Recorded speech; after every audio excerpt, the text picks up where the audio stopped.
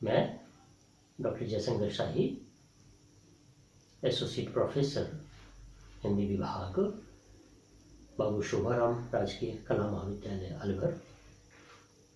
आज के इस वीडियो व्याख्यान के माध्यम से बीए प्रथम वर्ष अनिवार्य हिंदी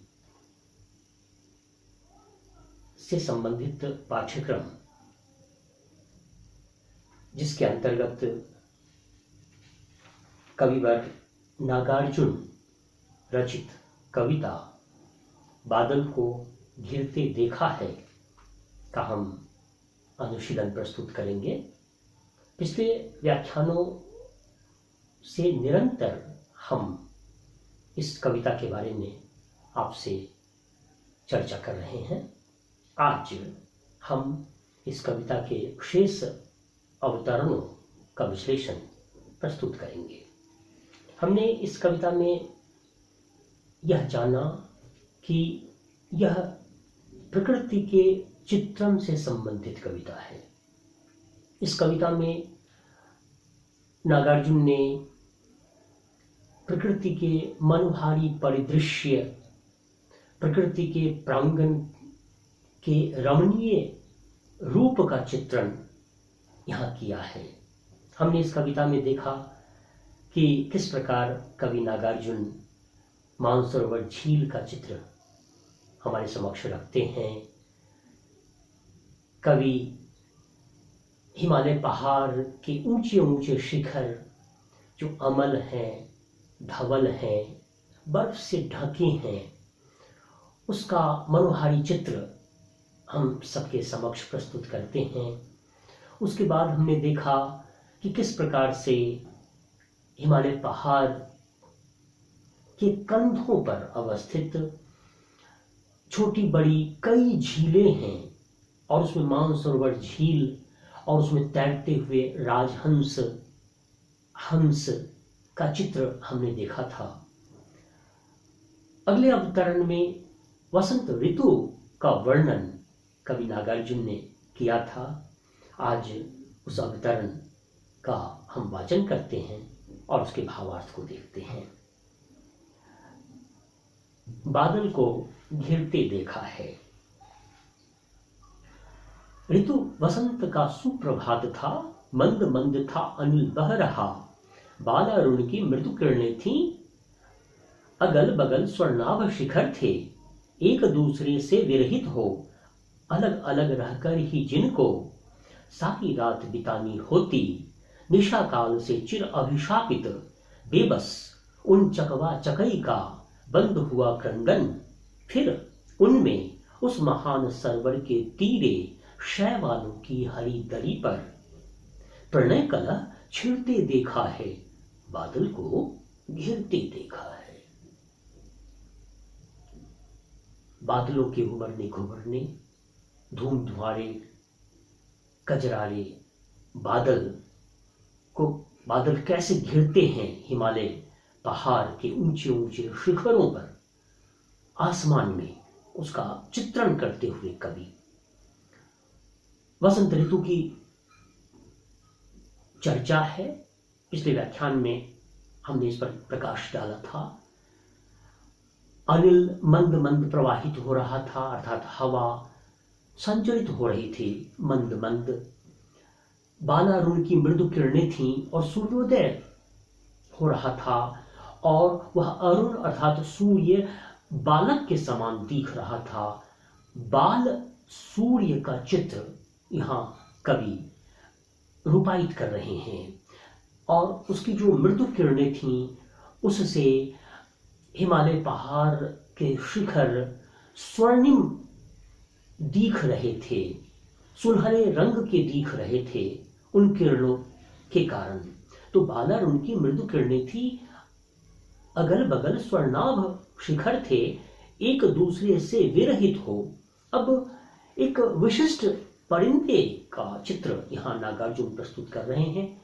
पिछले अवतरण में हंस का चित्र कवि ने प्रस्तुत किया था। अब इस अवतरण में चकवा और चकई का चित्र प्रस्तुत कर रहे हैं और यह चकवा और चकई परिंदे के बारे में कहा जाता है कि वे रात्रि में अलग हो जाते हैं, पृथक हो जाते हैं, और सुबह होने पर, सूर्योदय होने पर, प्रभात काल आने पर फिर से उनका मिलन होता है।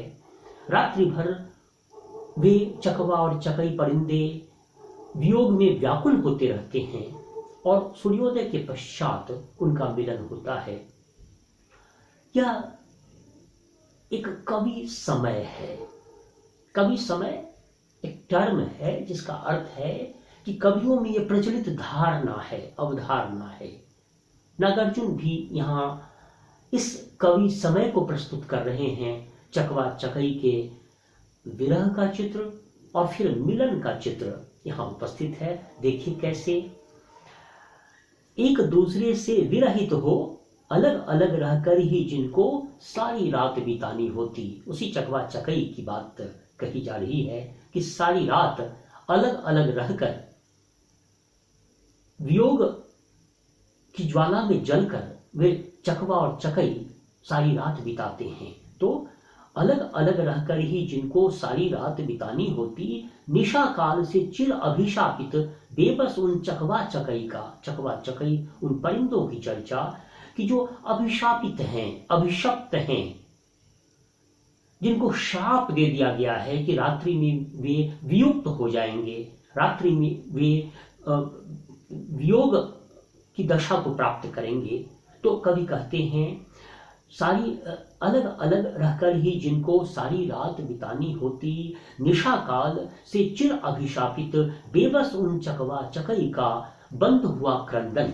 जो ही बाल अरुण की स्वर्णिम रश्मि विकीर्ण हुई है, अर्थात सूर्योदय हुआ है, तो उसके पश्चात नागार्जुन कहते हैं कि चकवा चकई का वियोग समाप्त हो गया, विरह समाप्त हो गया और मिलन की वेला आ गई है। इसलिए रात्रि भर उन्होंने जो वियोग के कारण क्रंदन किया था, वह क्रंदन समाप्त हो गया है। पंक्ति को देखें, बेबस उन चकवा चकई का बंद हुआ क्रंदन। रात्रि भर चकवा चकई ने क्रंदन किया है, विलाप किया है। अब उनका क्रंदन बंद हो गया है क्योंकि सूर्योदय हो चुका है, प्रभात काल आ चुका है और वे अब उनका अब मिलन होगा। तो बंद हुआ क्रंदन, नागार्जुन कहते हैं, फिर उनमें उस महान सरोवर के तीरे शैवालों की हरी दरी पर और महान सरोवर के किनारे, तीर कहते हैं किनारे को, शैवालों की हरी दरी पर, जहां शैवाल एक विशेष किस्म की घास इस तरह से वह फैली हुई है, विस्तृत है कि ऐसा प्रतीत होता है कि हरी भरी दरी के समान हो, कालीन के समान वो बिछी हुई है। तो दूर दूर तक हरियाली है और सरोवर के किनारे चकवा चकई आपस में मिल रहे हैं, उनका मिलन हो रहा है सूर्योदय के पश्चात।